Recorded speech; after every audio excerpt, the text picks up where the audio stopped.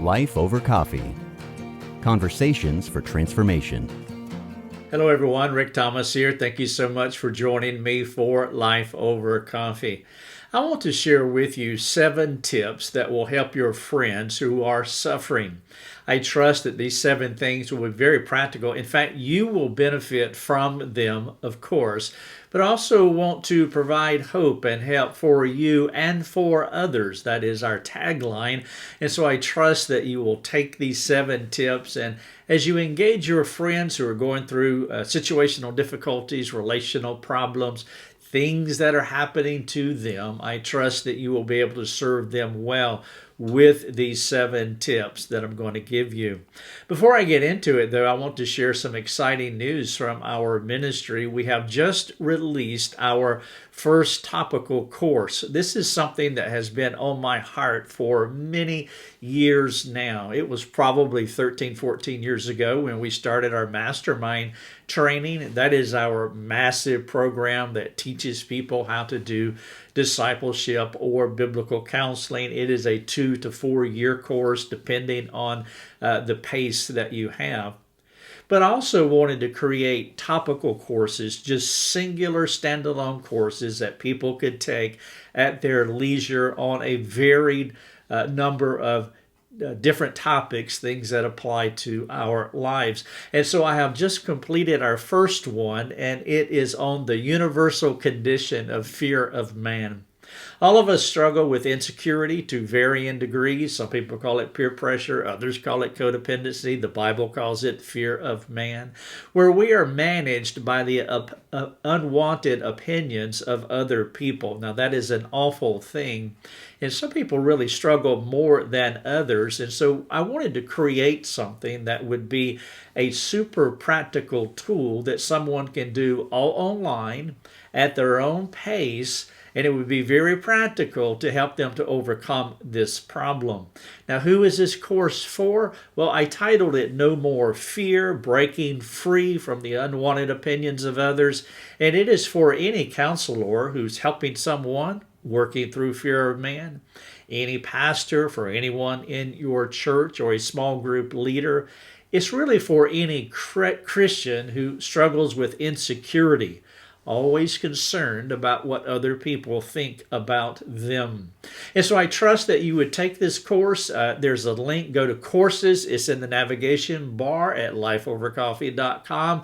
Just click on courses and you can get right to this course titled No More Fear. It's fully automated, all online, and so you can do it from your mobile phone, you can do it from a laptop, desktop, you can do it in a coffee shop, you can do it at home. Now, there are 20 videos inside this course. There are 20 audios inside this course. There is also a 30-page PDF downloadable workbook that you can download, you can write on. And so there is a lot of reading, watching, and listening. And so you can pick whichever one. And it is a good long-term project, and it really gets to the root of this problem, and it gives you some practical solutions. You're going to love it. And so I would encourage you to check out courses at lifeovercoffee.com. No More Fear. Click on it. You can read all about it. And if you believe it's something for you, then just get it and do it. And that would be fantastic. All right, so I want to give you 7 tips to help your friends who are suffering. Sometimes the words we share with our hurting friends are not the best ones. Albeit, I realize we can say them unwittingly. And I have said many unwitting words to people that really weren't the best words at the moment of their suffering. In fact, I wish that I could actually rewrite many of the scenarios in my youthful, zealous Christian life when I had more words than wisdom. I call it my ready, fire, aim approach to helping people. Saying the wrong thing is easy. And that's why I want to share with you these 7 practical ideas to help you to navigate these challenging times with your suffering friends. And I trust that as you learn and practice these things, you will not succumb to unwise words or even inhibiting fear that prohibits redemptive communication. and your friends will appreciate your proactive care. And so it's not just saying the wrong thing. Sometimes many of us will succumb to the temptation of fear, and we will not insert ourselves in a situation and be a friend to someone who is struggling. Let me give you an illustration of what I mean. Funerals and weddings are some of the tensest and most self-aware public moments that we can have. My friend Eddie, we went to school together, to college together back in the 80s. Still friends today, love him to pieces. He lives in Hattiesburg, Mississippi. And by the way, if you're ever in Hattiesburg, you need to go to Ward's Burgers and get the big one at Ward's Burgers. It comes with a glass frosty root beer, and it's the best hamburger ever made. And so if you're in or around Hattiesburg, Mississippi, make sure you drop by Ward's, and it will be a memorable experience. Eddie introduced me to Ward's, by the way, and every time in Hattiesburg, I try to stop by and get one of their fabulous hamburgers, and this promo is not paid for by Ward's, by the way. So anyway, Eddie was performing his first funeral, and this was back in the 80s. He was a young preacher boy who was nervous about what he needed to do for a grieving family. And so he did what we all do, or would do. He led in prayer. And he said, "Father, it is so good for us to be here today." Now that was a big oops. It was the wrong prayer for the occasion. Eddie had pulled out his trusty "so good to be at our church meeting" prayer rather than his "don't say you're glad to be here" funeral prayer. Have you ever done that? When the time called for prayer number 32 and you whipped out prayer number 47, there was nothing more for Eddie to do but to keep on praying, heads down, eyes shut, hoping that he could stealthily switch prayer tracks to bless everyone at that funeral rather than leaving them in shock or possibly anger. You have probably been on the regretful end of unredemptive communication. And though it was decades ago, you can retell the story just like it was yesterday. I have my stories too. Eddie's prayer story became humorous as time passed, but there are other moments when the things we say, especially during suffering, can create unhelpful memories that sting for quite a while. There are many illustrations of these pet sayings that pop out of our mouths before the brain tells us to read the room before you communicate, or as James said, be quick to listen and slow to speak. Perhaps nothing is more misguided during our grief than when we are too quick on the draw with the "all things work together for good" line. It's not that Romans 8:28 is inappropriate. It's not. It's a fantastic verse, but its timing can make all the difference in the world. I remember when one of my friends pulled out his 8:28 bullet during the darkest season of my suffering. And though I did not say this to him audibly, I wanted to come back with, "Has it ever occurred to you that I do not want all things to work out for good? I want my family to return home, my wife and 2 children. I know that what I want and what the Lord has given me right now are not the same, but I cannot get on with the Lord's plans. I want my agenda right now. I want my family back."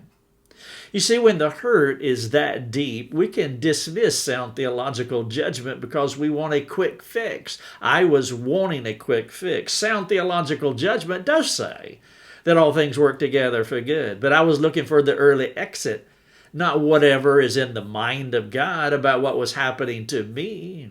I was hurting. Now, I'm not excusing how my theology was wrong. It was way off the rails. I'm not excusing my bad attitude toward my friend as he embarrassingly holstered his gospel gun with his one spent 8.28 round. It was not his fault. But he learned at that moment that sometimes it might be best to give your struggling friends a broader berth to work out their salvation imperfectly. I mean, what other option do we have? except to develop our relationship with the Lord imperfectly when things are falling apart all around us. Though friends don't let friends go off the theological rails, we must give them room to wobble, especially during times of crisis. I mean, the goal is to be like Jesus, but can I be honest with you here? Being like Jesus can be too high of a bar when we wallow in the depths of suffering. When it comes to doing things wrong, probably the most criticized people in the Bible for giving inadequate counsel are Job's friends.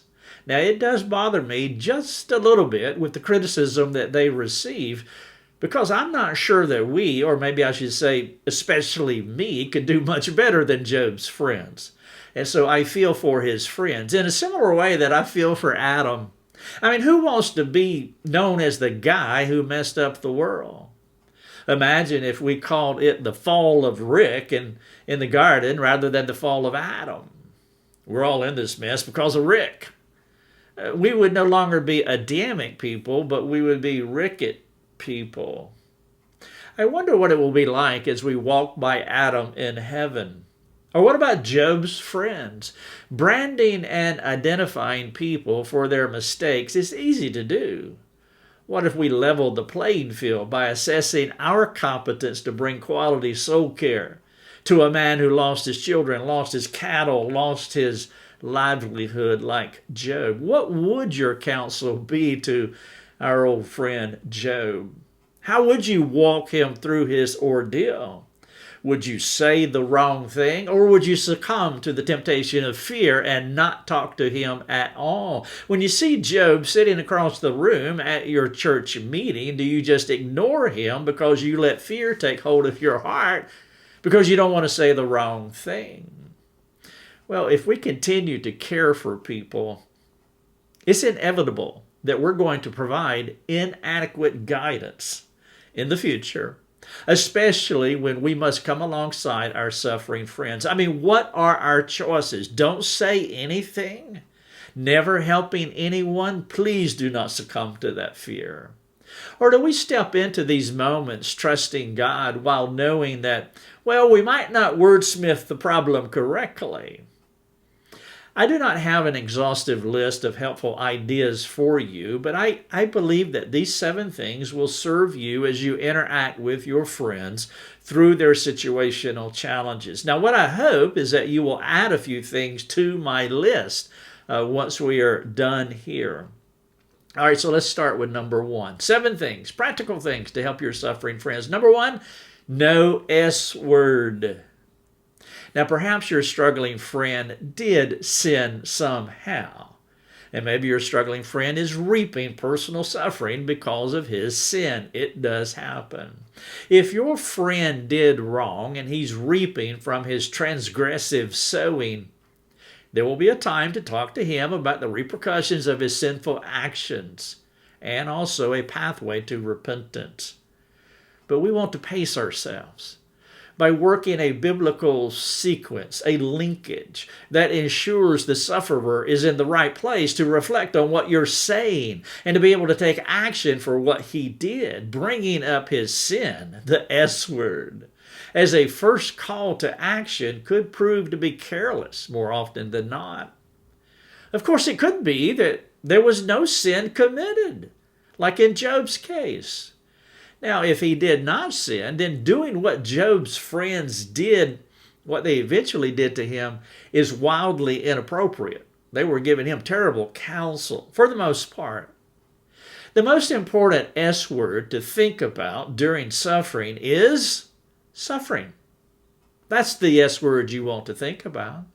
What if you hug the sufferer and tell him that you are there for him?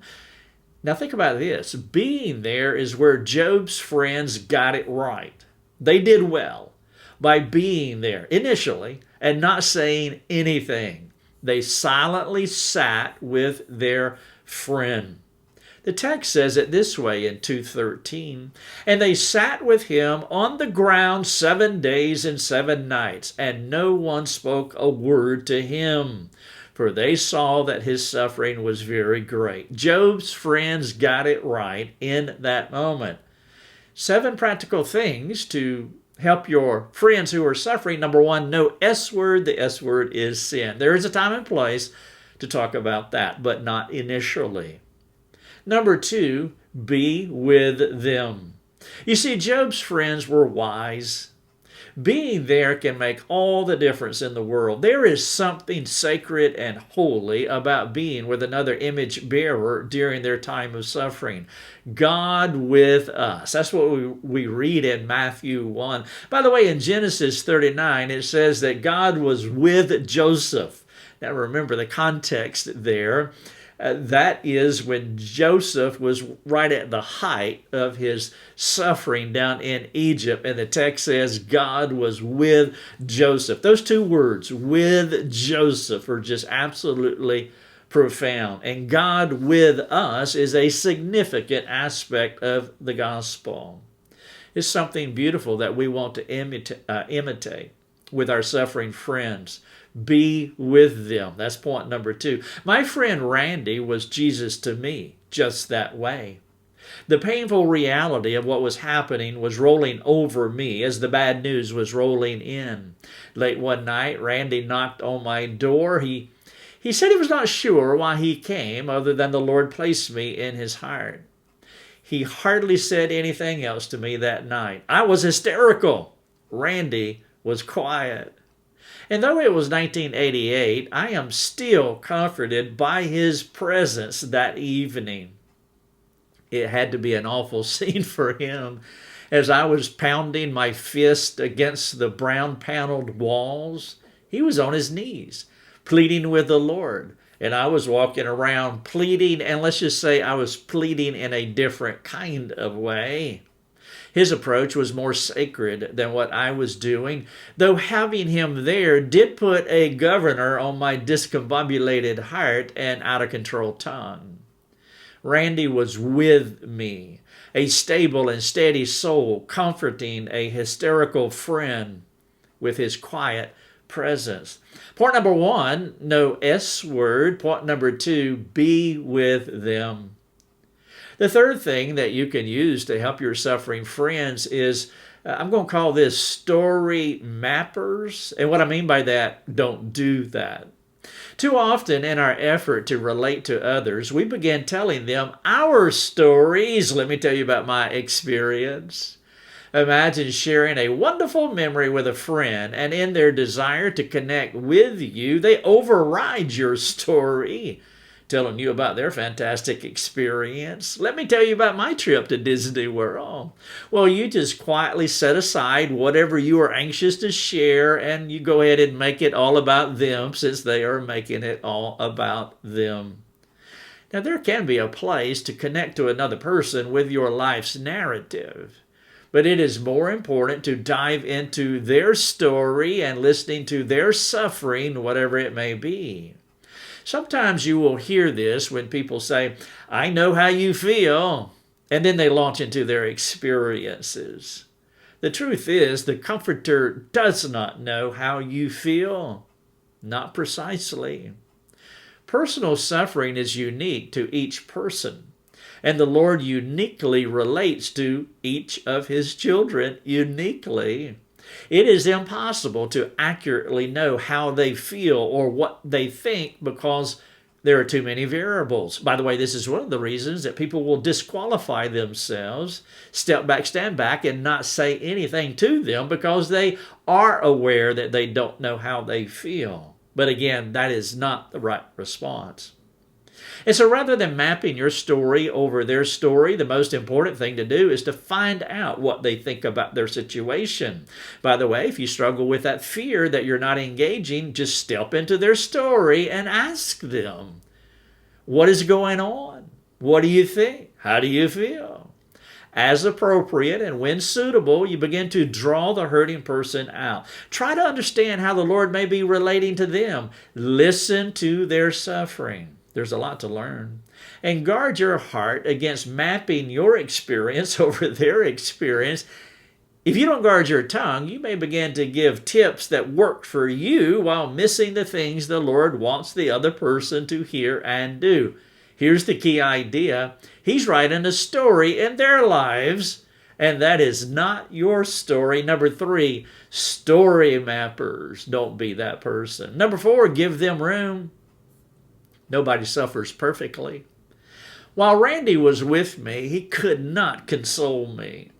The news I had learned cut deep into my soul. My heart was bursting as I wrestled with the breaking of human trust.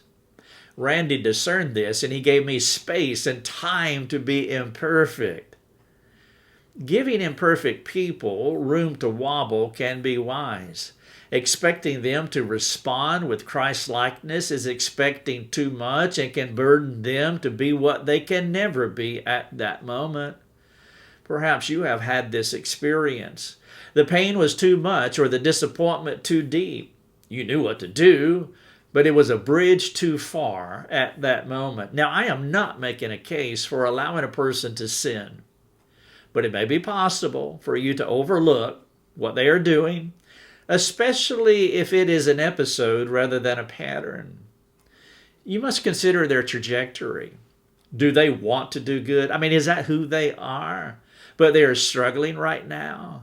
Would you characterize their life as someone who wants to follow Jesus in his steps? If so, they will spring back into his steps soon enough. Be wise, be patient, be with them. That horrible night was a unique one for me in 1988, and it has been many years since.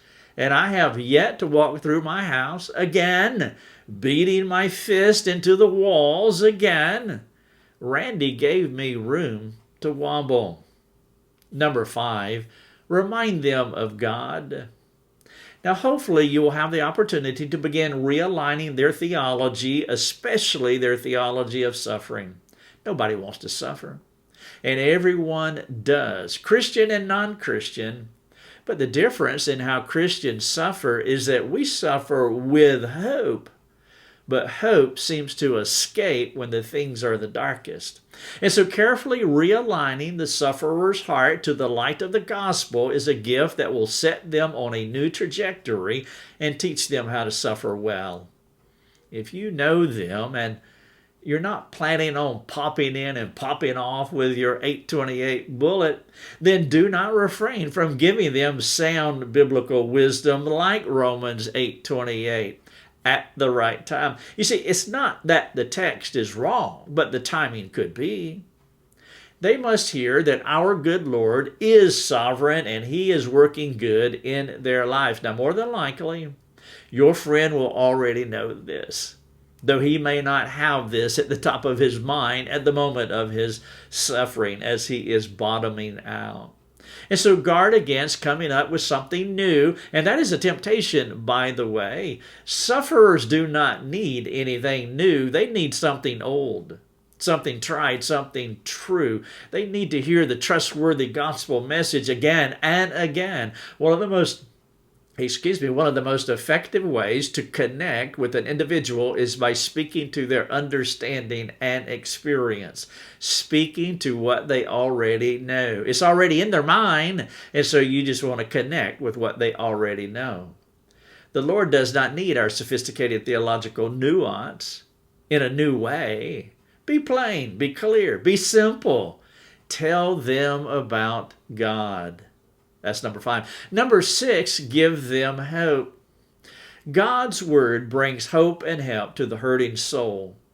Talk to them plainly about the greatness of our God and the counterintuitiveness of his ways. By the way, it is rare for a suffering believer to say, wow, I've never heard that before. There are times when disciplers want to be new, creative, and inventive, as though they fear being redundant. I'm just giving them an unsophisticated, simple message about that guy who died on the cross 2,000 years ago. I mean, where's modernity? There's a new way. No, don't fall for that temptation, and don't fear being redundant, saying the same things to everyone they meet. that's going through a crisis, that's okay. Imagine trying to create different ways to change a tire. The saying is, if it ain't broke, don't fix it. There's nothing broken about the gospel, and it doesn't need our fixing. We don't need to put a new and improved label, slap it on the side of it as though that's going to be better. No, we can't improve on the old gospel message. Don't fear being redundant. Tell them the old story in their new suffering. More than likely, they will say, there is nothing you have told me that I did not already know. Praise God. I would hope that would be the case. Imagine how hard it would be if you told them things about God that they did not know. Tabula rasa, that there was a blank slate, that they had no idea about who God is. Well, in that case, you would have to build a theological foundation for them. You'd have to create a doctrinal construct for them to stand upon while caring for their soul at the same time. That is too arduous, and it's much more challenging than reminding Christians of truths they already had a familiarity with because of their former associations. And then finally, number 7, pray with them. Now, I know prayer is assumed, but you should not overlook it. You should not underrate it. It's not a tack on at the end of a meeting as though it was a routine Christian expectation. Prayer is the most powerful way to engage the sovereign Lord, the one who is behind all the sufferings that we experience. Now, prayer does many things. For example, it acknowledges that the Lord is Lord and we are not. But there must be more than knowing God is God, especially if the sufferer is broken but not humbled, for example. And there is a difference. Some people can be broken but not humbled. The broken person can sit in the dust of his catastrophe, acknowledging that God is God, while still relying on himself, while still trying to extricate himself through this mess in his own strength. But the humble person who is broken is different than the self-reliant broken person. He can sit in the same place, but humbly acknowledge his need for the Almighty. And as he prays, he takes action steps to that good end. And with that kind of humility comes empowering favor from the Lord. The man who can pray with open hands and no hidden expectations sets himself up for God to impose himself into the suffering. This kind of prayer-filled attitude softens the heart, which gives shape to the Father's will to grow inside us rather than our agendas. The only way that Jesus could index forward in the Garden of Gethsemane was to do his Father's will. And the way that he did that was through the portal of prayer. Prayer also creates a Trinitarian koinonia, community, between the Lord, the sufferer, and you. When you three are in communion together, it is one of the most intimate things you can do. In addition, it's the only way that you and the sufferer can access God's strength for the moment. Now, what I have communicated here are just a few ways that might help are just a few ways that might help those that you are serving as you walk with them through their suffering. I have not given you a formula, please understand. What I've given you are tools that you may use or you may not use. Each situation is different. The Spirit can move you differently, and discerning the Spirit is one of the keys you will need when you step into a unique suffering opportunity. Now, I trust that you will add other things that you want to use when these moments arise. And so please keep the list open-ended, ad infinitum. Another key thought is that you must do something. Who has the Lord put in their heart? Who has the Lord put in your heart? And what is something that you should do for them today? or this week. You see, the nature of the gospel is going, doing, moving, acting, loving, giving, serving, and helping. To do nothing when a person is hurting, well, that is another gospel, not the one the Savior modeled for us. We must go to those hurting and seek to enter into their pain. My friend Eddie might not have had the perfect prayer opening, but he was willing to go, willing to care. He was willing to give what he had for a hurting family. Randy did not know what to do, but he did something. Would he do it differently the next time? I mean, probably. I would assume so. It's been 30 plus years. He's matured. I remember my early counseling sessions. I was so unsure, but I cared deeply for those struggling. All caring Christians are this way when they began. We want to know how it will turn out before we step off that boat and walk on water. Well, faith does not operate that way. God provides faith as we step out of our boats. The moment of activated faith and our actions are invisible to us. I've just given you 7 tips to help your friends who are suffering. I want to wrap this up by asking you a few questions, and hopefully it will stir you up to think and to go and do. Now, I ask, who needs your care? Perhaps someone came to your mind. I hope so. Will you write down their name? There's something about writing down the name, the physical process of putting their name on paper or putting it on a computer. Will you ask God to give you insight into how to care for that person? Will you make a plan to speak with them soon? Number 2, how strong is the temptation to self-reliance versus God-reliance? The self-reliant person wants to know the outcome before he embarks on the path. The God-reliant person trusts God as he takes steps down the path. And so if you know someone who is suffering, you will not know the outcome of the conversation that you're about to have with them. Don't be self-reliant.